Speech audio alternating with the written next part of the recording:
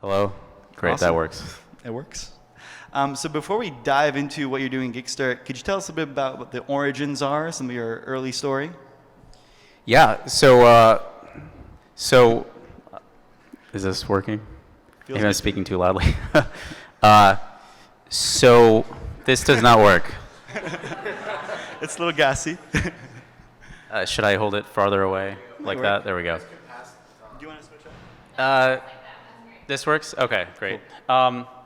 Yeah, so first of all, awesome to be here. As I said, given that this is a super small group, I hope we can, if it's okay with startup grind, I hope we can keep this a little bit more on the casual side. So if you guys have questions that come up, maybe ask us later or whenever the appropriate time is. Want this to be, valuable for you for sure. Don't just want to kind of tell my personal story, which has maybe a little bit of relevance, but probably not too much for you guys.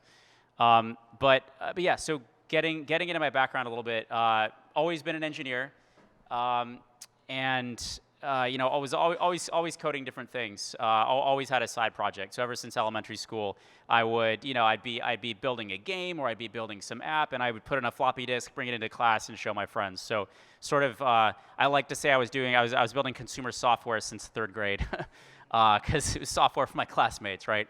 The idea was I would bring in a little game, and if people liked it, I would, go home and do a little more work on it. If they didn't like it, I'd go home and build something else. I would just, code until my parents forced me to go to bed, basically, and then kind of iterate from there and learn. So was always doing little projects. So in terms of being a founder, I guess you could say, it was something that was sort of always in me, was this idea of like, setting a goal, building a project, putting the team together, getting the resources, and producing some outcome. So was always really into that. Ended up doing a lot of different types of engineering, from 3D game engines, ray tracers, digital circuit design, compilers, operating systems, you name it. Got into kind of the whole spectrum of everything from digital hardware engineering up to different types of software engineering. And people had approached me to start companies. I'd never been really entrepreneurial on my own. I always just loved engineering. So I'd had various friends who were like, oh, this guy's like working all the time. He'd be the perfect tech co-founder. But it was just a lot of really dumb ideas I didn't want to do. So around about 2005, when Facebook launched, I sort of developed what Peter Thiel would call a secret. How many of you are familiar with the Peter Thiel concept of secrets? So for those of you who aren't, a Peter Thiel secret is basically something you know about the world that other people don't know, that you can hopefully leverage for gain as a founder, right? So I had a secret that since 2005, I believed Facebook would be a huge company and a huge product. So in 2006, I tried to join Facebook. My company, I was working in Texas as some software engineer. My company sent me to a conference in Silicon Valley, which was a huge mistake. Never send your good employees to conferences. They will leave you unless your company's awesome, and then you're okay. Except ours, come to our conference. Except Startup Grind, come to that conference. But anyways, so they sent me to this conference, and of course, I ended up meeting with all my entrepreneurial friends and kind of got interested in what they were doing. But the main thing I was doing was I stood outside of Facebook headquarters. I took the train down from San Francisco. I stood outside of Facebook HQ, which was on University Avenue, and I stopped every person on the way out. I saw Zuckerberg actually leaving, and I kind of waved. This is back when they had like 100 employees, and I think they were worth about $2 billion or something, $2 to $5 billion, something like that. So I was like, I'd stop people on the way out, and actually the main guy that I got the most time with was the guy that wrote the programming riddles, which was cool. You might remember back in the day, if you were trying to apply for a job as a software engineer, you had to do these riddles. They were really, really hard. There were 8 riddles, and I could only solve like 2. And you only had to solve 1 to submit your application. So I was like, oh, well, I'm ahead. Clearly, I'm going to like not blow it out of the water. So I talked to the guy. He's like, oh, yeah, just submit your riddles. Here's my email address. Emailed the guy, no response. Emailed again, no response. Submitted through the website. I found out later that the only people that got in were the ones that did all 8 riddles, even though they tell you to do 1. And I can only solve 2. So I clearly did not get a job at Facebook. But on the same trip, I met a friend who was starting to build Facebook apps. And the application platform had just launched. And I had some early interest in it, but didn't really know where it would go.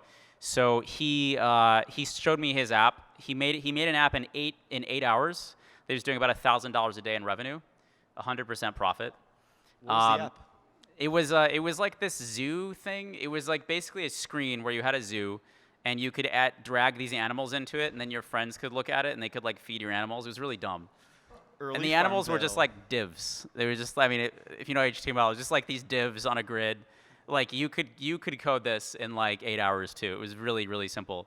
He wasn't like a savant level engineer. He was just an opportunist. So I was like, whoa, this is amazing. Well, if I can't work at Facebook, I might as well like I might as well make apps on Facebook, right?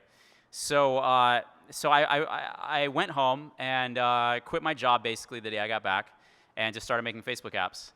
I can talk about that. Sure. if I So should. was that Curiosoft or was that something still before that? That was Curiosoft. Tell so us about that. That was Curiosoft. So me and this friend, we decided to partner up. He moved over to Austin, and we basically just worked about 16, 18 hours a day, 6.5 days a week, building as many apps as we could. We launched an app every 3 days. We built about 19 apps total in about 3 or 4 months. And this is where we started to come up with some of the concepts that went into Gigster. So we're rapid prototyping. So you can't launch an app every 3 days unless you have like a rapid prototyping framework, right? So that's one of the first things we did, because we recognized that the Facebook application space would be hits driven. We recognized that we didn't know the market yet, right? So I knew that Facebook was going to be big. That was my secret. But I didn't know what would be big on the app platform. So we had to just try everything. We tried something like Microsoft Word. We tried a messaging app. We tried a bunch of dumb stuff until we started trying games. It turned out that on the Facebook app platform, the biggest companies were games and dating sites. And I had no interest in launching a dating site, so we ended up basically making games. Actually the first game we tried, the first or second game was called Dope Wars. Anybody play Dope Wars? Or also known as Drug Wars? Basically, it's a virtual drug dealing simulation. You're a drug dealer, and you got to go around. You got to buy low and sell high. So where did the inspiration from that come? No inspiration. It's funny because I had like never done any drugs. I smoked weed like twice or something, and that's like all I'd ever done. And I show up at Zynga, and I have this game that's doing $3 million a year, like basically all profit, all sorts of drugs, like Mexican brown heroin. Like you can buy whatever you want, like serious shit. Okay. I basically went on like the FBI website, and they have some section, a public record of all the drugs they've seized from like criminals, and I put all the drugs into my game, every drug. So there were like 4 basic ones, the standard like weed, LSD, coke, and like shrooms or something. I don't know. Those are like the 4 standard ones. But then there were these like special drugs that were like, the next level shit, right? Whatever, like Mexican brown heroin, right? I don't even remember what they all were. So we had like 30 or 40 of those on top of the basic ones. And you had some capacity to get a backpack, or you had a van, or you had like a private jet, or you had like a container ship, and your container could store a certain amount of drugs, and it was all measured in bags. So you can store you start off with 10 bags, and then your truck can hold like 200 bags, et cetera, and then it goes up. So you basically buy if you find like a little supply-demand difference, like weed over here is like $5 a bag, over there it's 10. You buy as much as you can in the cheap place, you sell as much as you can in the expensive place. Then you use your profits to buy weapons, you join drug cartels, the drug cartels will fight each other, et cetera. Just what you do on a typical, weekend. Zynga must have loved it. Yeah, so they loved how much money we were making. So anyways, we did this for like 6 or 7 months, and I didn't want to sell the company. We started to get acquisition offers, but my co-founder just ditched the company, during the offers. So I was extremely burned out and didn't want to be doing this alone anymore, and Zynga made a pretty compelling offer. So I actually had 2 offers, so I played them against each other for a little while, and eventually sold to Zynga. Even though Zynga's offer was 1/3 of the other person's offer, I sold to Zynga anyways because I wanted to sell for all stock. And it was my first angel investment, so to speak. I picked the company I thought would do the best. It was Zynga, and it was this company called SGN. I basically interviewed the founders. I got on the phone. I asked them like 10 questions each, like, how do you view the market? How are you tend to grow? What games do you think will work? Blah, blah. And Zynga answered the questions the best. And I was like, this company's going to take the whole fucking market. I know it. At that point, they had 30 employees. So I sold to them for all stock. And that was great because they 100x'd after that, right? So, if you ever get the chance to sell a company, that's kind of the lesson there is consider it your first investment. And so what were you looking for in that exactly? It was their growth rate. It was they had a plan for the future. What made you believe that they had it right versus the other company that you were getting offered from? What was the difference in those questions being answered? So I actually flew out to meet Zynga, and at that time they had, like I said, 30 employees. So I was able to meet everybody. And they were all just the smartest people I'd ever met. They were incredible. And they had the same approach I did. And you never know like which kind of culture is right. My culture was working 16 hours a day, like going super hard, super aggressive, going all in, spending like, once I make ads profitable, spend infinity dollars on ads, right, until it stops being profitable. That's infinity is the amount of money you should spend on ads if they're profitable, by the way. And Zynga was doing that. They raised money so that they could spend $1 million on ads per day. I think it was like $1 million a day. It used to be, if you looked on Facebook around 2007, 2008, every third ad, actually every other ad was an ad for Zynga Poker. It'd be Zynga Poker, like Gap, Zynga Poker, American Apparel. It was just like every other ad. And that's what I liked about them. Pincus is super aggressive. He was an incredible founder. And I thought, I'm going to learn from these people. And, worst case scenario, I move out to Silicon Valley, work with a bunch of amazing people. Worst case, they like 5X or something and sell, and I make a little bit of money. Can you talk about the culture more there? Pincus definitely has a brand around him. What's the company like when you first got in? How did it evolve over time? Yeah, I mean that's right. He does have a brand. So some people think he's a bad manager or he's an asshole. The thing is, when you fire somebody from your company, they're gonna go around and badmouth you. That's just how it works. Because if you get fired, you don't want to make it look like it's your fault. So you tell everybody, oh, that company sucks. They're horrible managers, etc. The thing about Zynga is it was a tough place to work. It was a rocket ship. When I joined, there were 30 employees. The next year, there were 300. The year after that, there were 3,000. And then we IPO'd. So, I mean, you're talking about 10x year-over-year growth. It's a pretty hard thing to handle. So sometimes we hired, I wouldn't say the wrong people. We hired people that weren't a fit for the culture, which meant that they would come in, they would, work the way they normally did. They would get into some conflict with Pincus because they weren't a culture fit, and they would wash out. And that happened. They couldn't hold on to the rocket ship. They would fall off. And the people that fell off the rocket ship weren't very happy, because now there's a new entry in their resume that says I worked here for 6 months, right? So I think there were a lot of people that ended up coming in and it wasn't exactly what they expected. And this was definitely, as I said earlier, partly our fault too, because I think midway through the company we decided to start hiring all these traditional gaming people because we realized when we got to 100 employees, none of us know anything about games. We're all just these like opportunistic entrepreneurs that saw the Facebook opportunity. We decided to come in like guns blazing and just try to take over with building a gaming company, but we don't really know that much about games. So we thought, oh, well, with our powers combined, if we take our viral and social, entrepreneurial DNA, we combine it with the best game makers in the world, we'll be like the ultimate gaming company. But it wasn't actually true because those cultures clashed. When you bring people in that are used to the 2 or 3 year release cycle boxed game market, Electronic Arts, Sega, companies like that, they come in and they just can't handle that we were literally iterating daily. We were iterating hourly. On MySpace, they publish new numbers every single hour. So you would see yourself and all of your competitors and the number of new users they acquired that hour. So Pincus would come downstairs every hour on the hour, and he'd be like, hey, Mafia Wars, why did you only acquire 35,000 users this hour? Because Mob City acquired 42,000 users, or whatever it was, right? So then we would sit down, Pincus would sit down, like looking over your shoulder as you went through and deconstructed their game and figured out if they had some new hack or trick or new viral strategy, and we would copy it, or we would innovate on it, right? And we had our own innovations and our own ideas. In the end, more people copied us than we copied other people, even though we got a bad rap for that.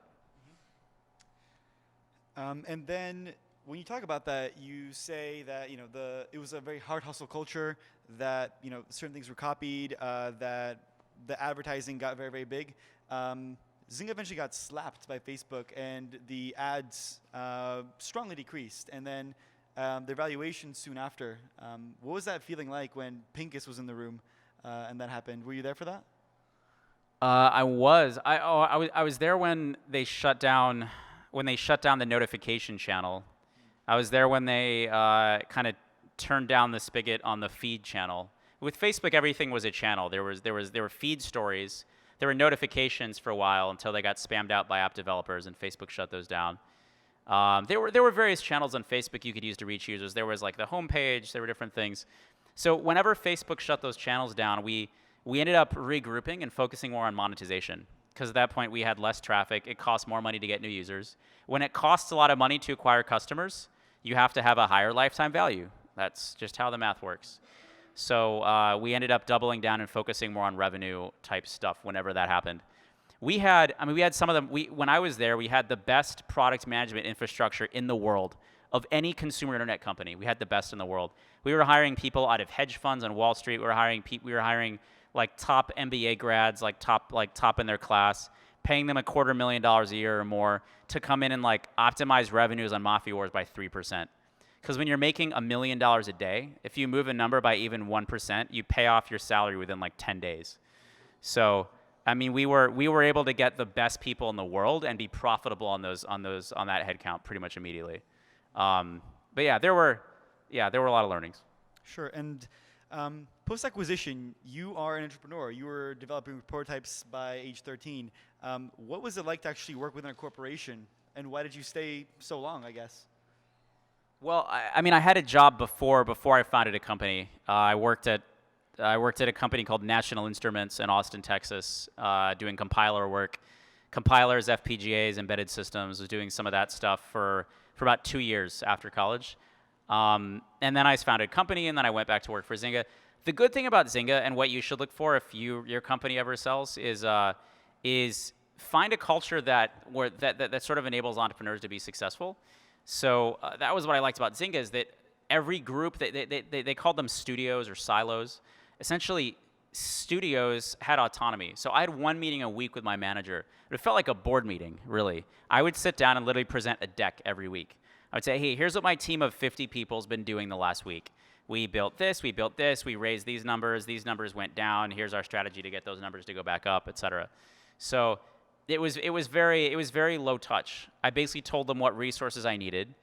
They gave me the resources I needed, and I just ran my studio. And we had our own office. It was actually a separate office that had its own door, and we decorated the walls. It felt like it was a mini startup within Zynga. So it was very palatable for that reason. So that was the first 2 years I was at Zynga. I was running studios. And then the last year I was there, I was kind of running strategy, and I was running some international. I was helping kick off international studios. I helped kick off China, Japan, and India. Learned conversational Chinese in China in like 7 months, which was an achievement. It was cool. And then Japan, India, and then that was good. That was a good period to kind of wind down because I was pretty burned out. So kind of chilled out there a little bit and got ready for the next thing. Yeah, and I think towards the end, and then for a while full time after, you were doing a bunch of investing. There's some great companies already in your portfolio. What was that like? What was the transition like? Did it feel organic? And then once you started making those investments, what did you look for in the investments you made? So investing was a pretty natural thing for me. It felt good to work with a lot of different founders. It felt good to meet people, chat about their ideas. It was a really natural thing for me because I'd kind of always done that throughout, college and later. If friends of mine had ideas, they'd come to me and they'd say, Roger, what should I do with this? Do you think this is good? How should I approach this or that strategy? And I would go to my friends with the same questions. So for me, it just felt like making new friends. And if I made a new friend that I thought was particularly interesting, I would look at investing in their company. So it was a pretty natural transition. I ended up making in the last 5 or 6 years, I made about 50 investments, mostly in Bay Area startups, although some are based in LA and New York, just out of a personal fund. So for me, it was, I didn't have to be making investments, but I saw it as valuable for my career. For one thing, after I left the gaming space, I knew I wanted to do something else. Gaming was a very temporary thing that sort of worked on Facebook because Facebook was this disruptive distribution platform. And that was a secret that we all knew. We knew that distribution on Facebook was way easier than it should have been. We used to get 500,000 users per day for free. They would just find our game and sign up. You can't say that about anything right now. Not mobile, nothing. There's no platform like that in the world. No matter what you're doing, whether it's games or whether it's apps or whether it's something else, you can't get hundreds of thousands of users per day for free. So that was a pretty unique opportunity that we had to capitalize on immediately. There was no waiting. There's no tomorrow, next week, I'll do it later. We had to do it immediately.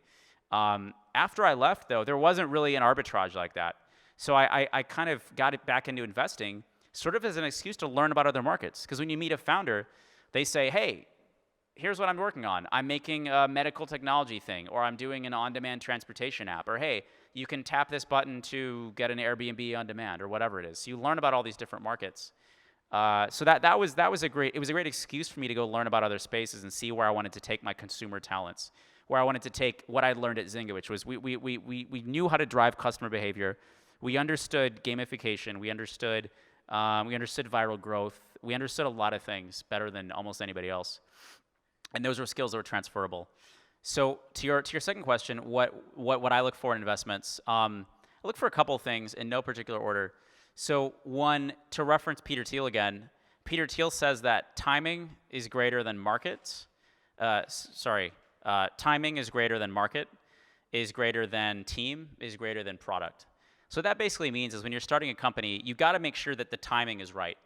Timing implies a few things. It implies, am I leveraging some disruptive technology? If an investor asks me, why now? Why is now the right time to start this business? You've got to have a damn good answer. Second is market. Are you in the right market? Is it actually a big market, or did you do some top-down calculation and say, oh, I'm in the legal market, and legal is $200 billion. Okay, maybe legal's $200 billion, but you're not going to get all the revenue that every law firm in the world will make. Maybe you have some app that lawyers use to look up case files. Well, how much do lawyers spend on software as a service? That's the market that you're in. And you're in a subset of that market because you're in the market that they spend on, legal research. So it's legal research software as a service for lawyers. So suddenly, it's actually a smaller market, right? So understanding what your market actually is essential. Team, the first person on the team is you. So the first question to ask as a founder is, should I be starting a company? Should I be on the team? Should there be a team, right? And you have to look at your background. You have to understand what makes a good founder to answer that question.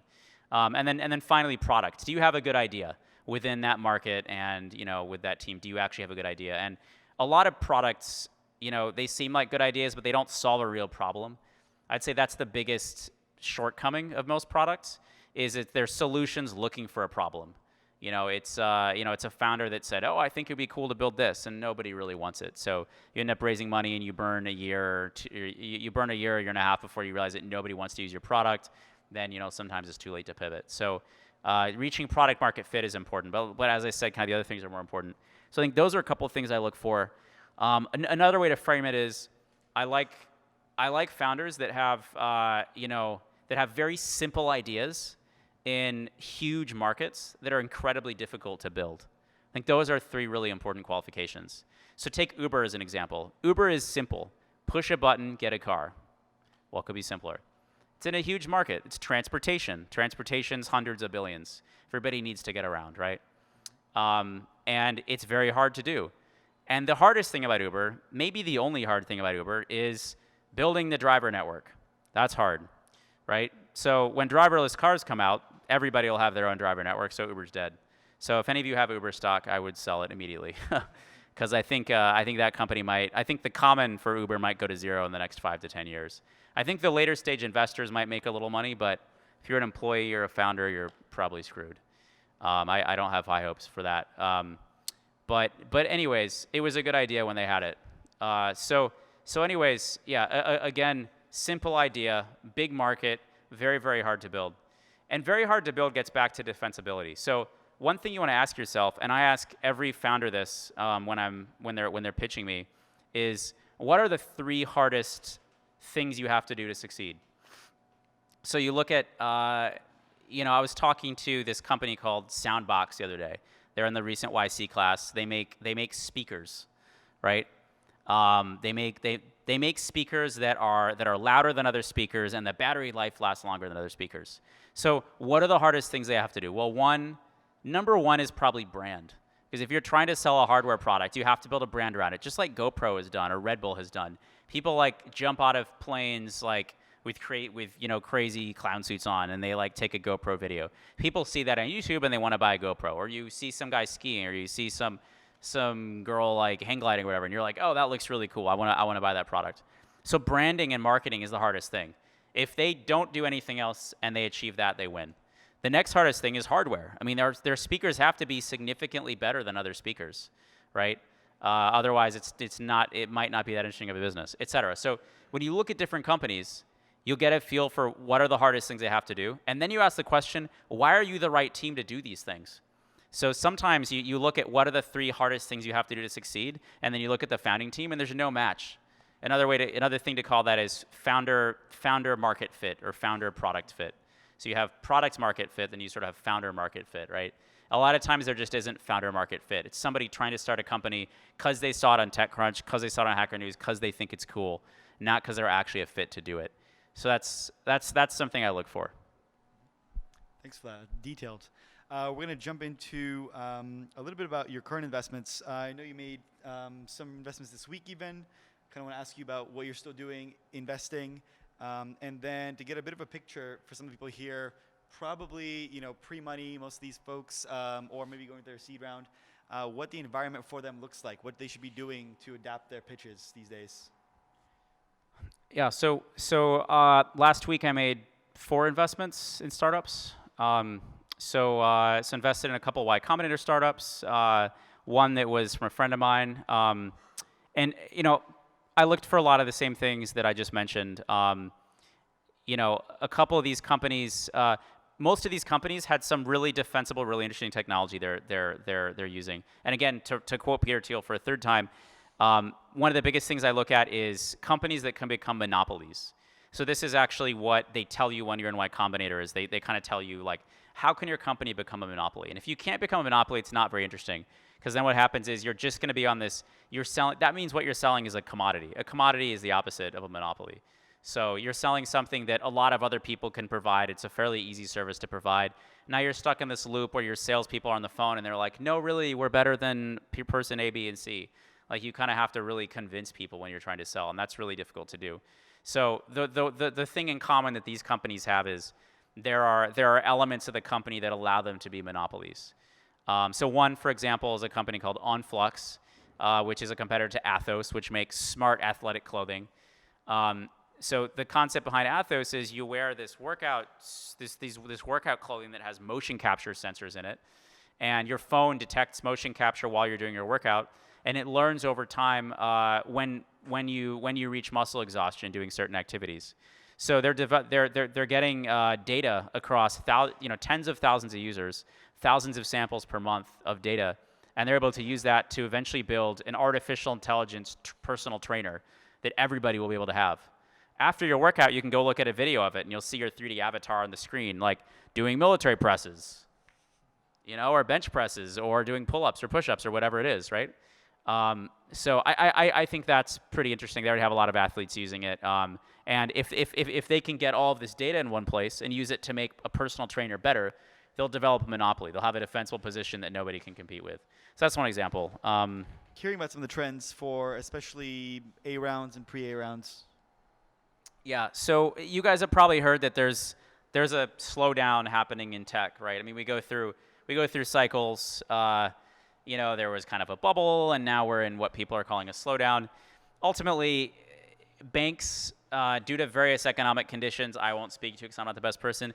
Banks have been marking down later stage company valuations, and I mean, put yourself in an investor's shoes. Well, investors, if they're investing in an early stage company, they want that early stage company to eventually become a later stage company. So if it looks like later stage companies are becoming less valuable, well, their expected value calculation they're doing when they're looking at your company is going to produce a lower number, right? So investors are, particularly on the seed side, I think investment money is starting to dry up a little bit. The reason I would say seed versus later stage is seed investments come from angel investors. Angel investors invest money for fun, and they don't run a fund. Like, I can go out next week and I can write a $50K check to a founder, or I can put that $50K in a savings account, or I can go invest it in the stock market, or I can put it into a real estate fund. I can put it to work where I'd like. So angels are going to turn on a dime. If they read an article on TechCrunch that there's a slowdown, and they meet you next week, they won't invest.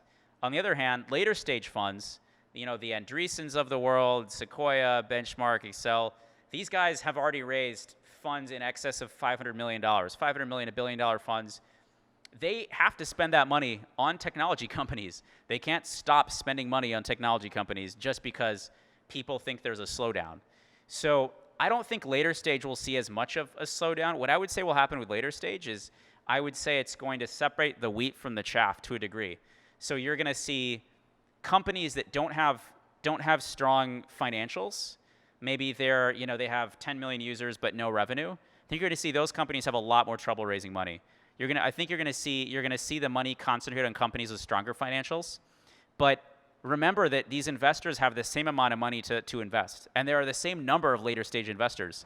So there's going to be more competition for the companies, hopefully like Gigster, that have strong financial fundamentals. So I think that when we go out to raise our Series B, we could see a lot of competition for it because we'll have better fundamentals than almost anyone else. We're not some social photo sharing app. We make 5 figures from every customer we have. So, there's real cash flow coming into the company, right? So I think there could be competition. We could see our valuation actually balloon above what it would have been before the slowdown, so to speak. You want to throw a question down? So what if you're a company similar to Gigster where you see high revenue growth on every customer in a repeatable fashion, but you're at the A round and you require financial foundations to prove that revenue assumption? How do you approach investors? That's a tough place to be if you're at the A round and you still need to prove your revenue model. Investors are getting to a point where they're able to invest in later and later stage opportunities at the same financing stage. So it used to be that companies in Y Combinator didn't have any revenue. Now you go to YC Demo Day and half the companies are at $1 million run rate. It used to be $1 million, $2 million run rate was a Series A. Now that's a seed round. That's an average size seed round. So if you're at a place where you're trying to raise an A round and you're still kind of having trouble or you're not exactly there on the revenue side, you might need to go back to the drawing board a little bit and kind of get to that traction level before you're able to have much interest. There are different numbers you have to hit to achieve a strong Series A, depending on what market you're in. So for gaming, for example, investors won't look at a gaming app for even a seed round unless it has 1 million users. So if you have 10,000 users, you can't even go raise money. It's time to break the piggy bank, go ask your parents for money or whatever, and keep going till you can somehow get to 1 million users. This is the problem with software. If you have a software company, is software has low cost basis. So there's always going to be another founder like you who is able for free to get to a higher level of traction. That's the issue. It's basically supply and demand. Demand is constant, but supply is actually around the A stage. There's a lot of strong supply that has good traction. Cool. Yeah, you want to throw a question down? We're going to jump into questions as soon as we get through Gigsters, what the company actually does. We're going to spend a lot of time on Q&A, so just going to ask you to hold that for a second. I really only have 2 questions about Gigster. We know a little bit about it. I'll have you introduce it first, and then I'll jump into those questions. What is Gigster all about? So Gigster does software development on demand, is a simple way to say it. You come to our site, push a button, get a quote from a sales engineer within minutes, and we'll build any software for you. It's great for non-technical folks, or if you're a company that doesn't have a large technical team yet. Just like I said about Uber earlier, push a button, get a car. Well, with Gigster, you push a button and you get software. We'll give you a project manager. We'll give you developers, designers, whatever you need. All you do is we sync up with you once a week, and you can weigh in on our progress, and we give you software. It's intended to be the simplest possible way to get software built for your business. So we sell to a lot of enterprises. There's a lot of innovation groups within companies. Even people like Nike. People like Sony, you name it. Pretty much every Fortune 500 company or brand has an innovation group. They have an IT department, and they have trouble hiring engineers, just like you guys. Engineers don't want to work for Bank of America, right? They want to go build some sexy iOS app or something, right? So these companies actually have a lot of trouble, and they spend a lot on outsourcing.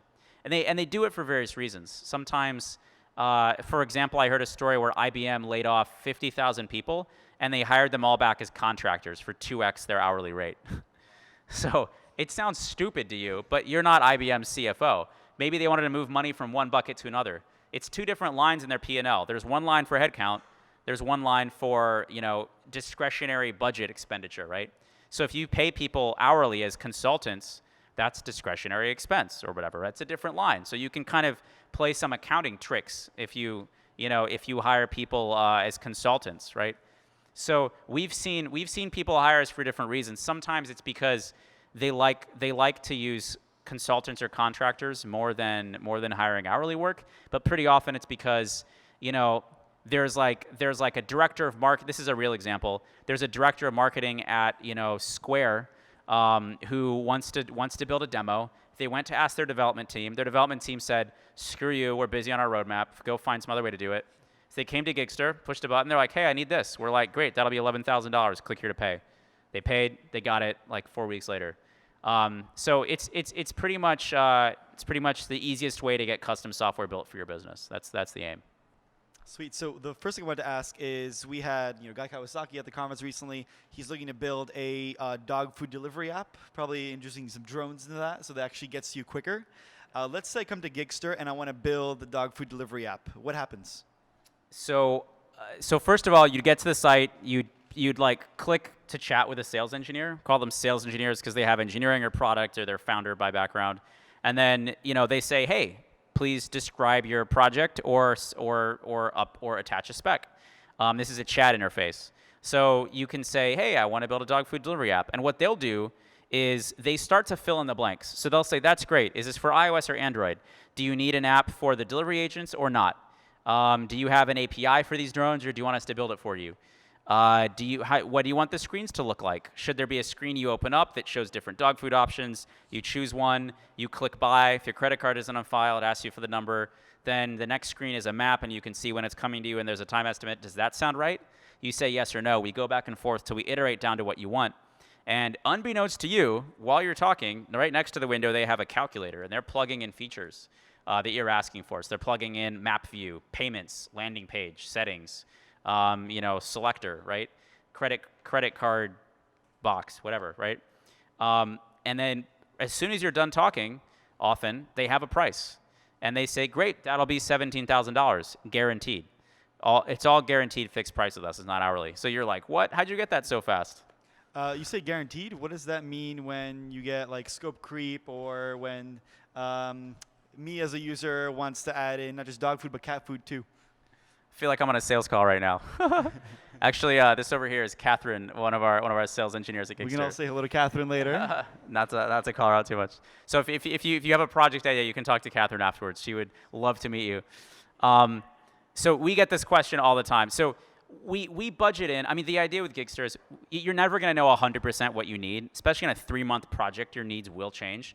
So we just want you to come to us if you're 80% sure of what you want, and 20% of it might change later. So we actually budget in some money to change direction midstream.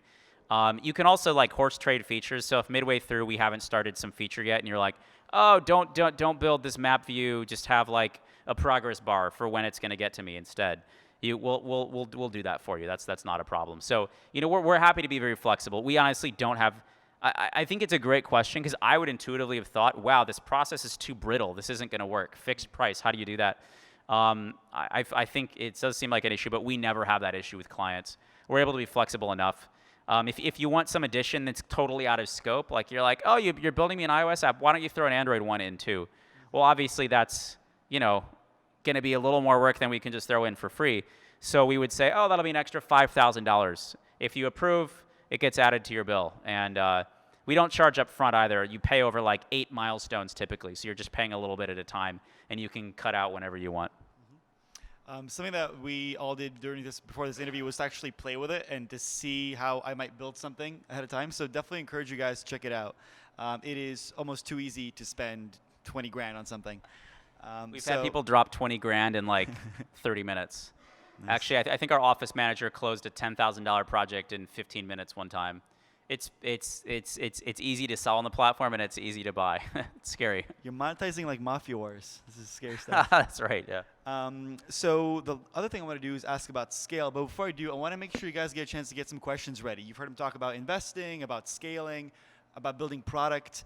Now is a good time to get those questions in mind. He can answer some of these. And if you have a product idea, then we can throw it over to the sales manager on site too. The last thing I want to ask about how you're scaling this. This is typically a very consultant-heavy industry, very heavy in terms of having a product manager, in terms of managing hours. I've done development too, and the projects that I've had either come up half mangled or over budget. It's a total beast. So I'm not wondering just what you're doing to scale on the HR side, how you're actually getting these people who could be working for Google instead, but what you're doing on the technical side. Could you talk about that a little bit? Yeah. Well, I'll first answer the question on the demand side, because I'm sure if you guys have B2B businesses, you might be wondering how do you scale a B2B business quickly. Well, this is my first B2B company. Before this, everything I was doing was in consumer, and it's funny because I'm not the most extroverted person, and actually doing consumer product is way better if you're introverted, so you don't have to talk to anybody. They just come to your website, play with it, pay, they're done, right? If you're doing a B2B company, you have to get on the phone with clients, you have to sell, you have to pitch, you have to do meetings, you have to do partnerships. It's a much different process, and it doesn't scale like a consumer company either. We're not going to grow virally with customers that are spending like $20,000 each. It's not going to work like Zynga. So pretty early on, we realized that we had to find some other techniques, and we have a few ideas that are kind of what I would put in the silver bullet category of interesting ideas that might get us a lot of customers. But a lot of B2B business, it's not silver bullet. It's just the standard stuff: email marketing, SEO, SEM, branding, going to live events like this, handing out business cards, stuff like that. It's just a lot of beating the pavement. It's a lot of traditional tactics, outbound sales. You've got to get really, really good at all those things. And the multiplier that you're going to see on all of your demand generation activity is how good is your actual product. You might have heard that enterprise sales is a pain in the ass. Well, it's only a pain in the ass if your product sucks. If you're selling something that's cool, enterprise sales is actually fun because you get to meet interesting people from brands you've known and loved and respected your whole life.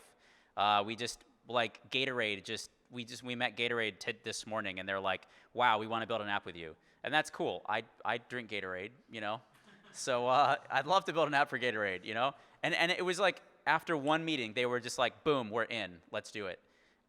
That's cool, right? So first, make sure you're doing something cool, which I'm sure you're all aiming to do. And then, and then I would say after that, the other issue we've had before I get to your other questions is we're in what looks like more of a commodity space. So some of you guys might be in something that could be considered as a commodity space. We do development services. Well, we are in good company. There's probably 250,000 development shops in the world that all look the same. They have a landing page that says, hey, look at our clients. We have top quality developers. Click here to work with us. That's what our webpage looks like, and so does everybody else. So how do we actually stand out? Well, branding is very fucking important. So like I said earlier, when you're looking at what's the hardest thing you have to do to succeed, for us, it's branding. Branding's like number one at the top of the list. So I spend a lot of time thinking about who we are and how are we different. So we're different in a couple ways. We have a 1% accept rate for talent, so we're like very picky. We have, we have a really cool user experience. Just push a button to get software. Like, we try to streamline it. I try to make it like a consumer product, even though it's B2B. So I kind of bring that DNA, which is a little unique for a B2B company. And then finally, we have this intelligent AI-empowered platform that makes the projects more efficient over time. So that kind of leads me to your questions. So first one was, how are we scaling? How are we getting the talent? Is that it? And then how do we make scale it the backend scalable? technology? Okay, so it's interesting. I mean, so we have some of the best engineers in the world on Gigster. You might ask, how did we hire them? Well, we didn't hire them, right? Because they're freelancers. So it's a lot easier if you email like some senior backend engineer at Amazon and you're like, hey, do you want to be on my platform? That's a lot easier than if you say, hey, do you want to quit your job at Amazon and come work for me? So freelancing it's a little different. And the thing is, the best people in the world actually want to freelance. Because if you're a full-time developer at a company like Google, well, I'm sure you guys know Google hires defensively, which is an insult to good engineers because they hire you so that Facebook can't have you. They have no use for you. They put you on the bench doing busy work. And like, you didn't grow up as a little girl or boy dreaming to work on like the settings page of Gmail. Okay, like nobody did. But somebody has to do that. There's probably 10 people that work on the settings page at Gmail. So what do you do for those 10 people? Well, you go home and you dream bigger dreams. You make an iOS app for fun. You know, from soup to nuts, you do the whole thing. That's what you can do as a developer on Gigster, and you get paid. So we take the people that are doing side projects anyways, which are the best engineers in the world, engineers that can't stop engineering when they go home because they love it so much. We take those people and they find a place on Gigster and they supplement their income. Some of them double or triple their income by doing Gigster on the side, on weekends and evenings and stuff like that.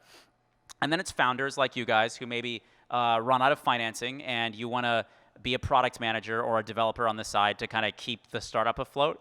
Well, we see a ton of people like that, and we're in Silicon Valley, so there's a huge supply of founders that wouldn't mind an extra 10K a month, 20K a month, kind of flowing in so that they can keep operations going. So that's kind of where we find talent. We found a place there. People like us. We built a good employment brand. In terms of how we scale it, so one of the core innovations, I didn't want to start a development shop. I'm not interested in like curating talent and like making it available on demand. Those are all just stupid buzzwords that really there's a lot of startups that do that kind of thing, right? Curate was like the word back in 2013. Now it's on demand. I don't know what's next, but anyways, the reason I found this interesting is because there's a lot of repetitive work. So the general space we're in is what I would call knowledge work automation. And that's a $7 trillion market, right? If you look at the amount that American companies spend on knowledge work, it's a lot, whether it's consultants or people that you hire in-house. Knowledge work would be, maybe the opposite of blue-collar work that you do with your mind instead of your hands. So where you produce some work product that could be digital, like a lawyer, a tax advisor, an accountant, developer, a management consultant, a designer, right? These are all knowledge workers. So imagine if you could push a button and hire a lawyer, push a button to sue somebody, push a button to do your taxes, push a button to get financial planning advice, push a button to hire a consultant to tell you how to run your SEO or SEM. That's what we find interesting. So we take fields of knowledge work, right now it's software development, we take fields of knowledge work that have a lot of repetitive activity, we extract digital signals from that repetitive activity, we run machine learning algorithms on those digital signals, and we automate the work so that the humans that are doing the work don't have to do the same thing over and over again. So our aim is to get more efficient over time by augmenting these knowledge workers until no one can compete, until we're able to do work faster, cheaper, at higher quality, more reliably and consistently than anybody else. Eventually you'll be able to come to Gigster, push a button, and build a complex iOS app for like $3,000 that'll work every time. And we'll guarantee the timeline, we'll guarantee the quality, and we'll guarantee the price. Our competitors will just have to give up at that point. There's no way to compete with that. We're not there yet. It'll be a couple of years, but we're getting there quickly. And we're the best positioned because we have this philosophy. You look at most people in the agency space, essentially what we're doing is we're automating anything that could be an agency, right? Development shop is an agency. A law firm is a glorified agency. Tax advisors work for agencies. We're taking agencies and we're making them available at the push of a button in an automated fashion, right? So you look at this type of agency work and a lot of it's actually automatable. And so you've just closed a $10 million round with Andreessen Horowitz leading. Is that the pitch, automating agency work? It's more, I think what we said is we want to be the world's engineering department. So we want to do all the engineering in the world because a lot of it's pretty repetitive. For the engineers in this room, you probably can't count on two hands how many times you've had to integrate login or auth into an app. This kind of thing is a royal pain in the ass, right? I've been an engineer, been coding since I was 8. I can't tell you how many times I've like started an app from scratch and I've had to build login and build settings and build all this crap. I just want to talk to a computer in English and have code come out, right? So that's the broader vision, and we built kind of a business around that. Cool. We're gonna jump to questions. We're gonna hand over to Jen first.